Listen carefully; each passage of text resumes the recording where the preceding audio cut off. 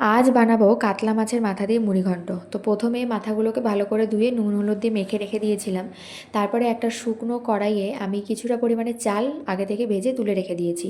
তারপরে আমি ওই কড়াইতে তেল দিয়ে মাথাটাকে ভালো করে লালচে করে ভেজে তারপরে ডুমো ডুমো করে কেটে রাখা আলুগুলোকেও আমি নুন হলুদ দিয়ে একদম দেখো এরকম লালচে করে ভেজে তুলে রেখে দেবো। এবার কিছুটা মশলা নিয়েছি, পেঁয়াজ বাটা, লঙ্কা বাটা, হলুদ গুঁড়ো, জিরের গুঁড়ো, কাশ্মীর লঙ্কার গুঁড়ো আর দিয়েছি টমেটো কুচি।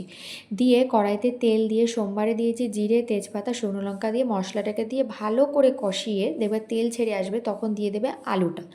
তারপরে ওই যে ভেজে রেখে দিয়েছিলাম যে চালটা, সেই চালটাও আমি এর মধ্যে দিয়ে দেবো। দিয়ে মাথাটাকে দিয়ে একটু নাড়াচাড়া করে দেবো পরিমাণ মতো লবণ দিয়ে আরও কিছুক্ষণ একটু নাড়াচাড়ার পর আমি দিয়ে দেবো জল।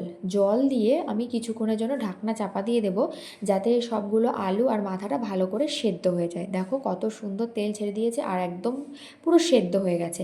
ব্যাস এইবার একটু নাড়াচাড়া করে আমি উপর দিয়ে একটু স্বাদের জন্য দিয়ে দেবো চিনি। চিনি দিয়ে আর কিছু করতে হবে না, একদম লো আছে 2 থেকে 3 মিনিট একটু রান্না করে তারপরে নামানোর আগে উপর থেকে আমি ছড়িয়ে দেবো গরম মশলা। ব্যাস তৈরি হয়ে যাবে আমাদের কাতলা মাছের মাথা দিয়ে মুড়িঘণ্ট। আমি বাড়িতে এরম করে রান্না করি, তোমরা কীরম করে রান্না করো সেটাও আমাকে কমেন্টে অবশ্যই জানাবে। আর ভিডিওটা ভালো লাগলে অবশ্যই লাইক কমেন্ট শেয়ার করে দেবে।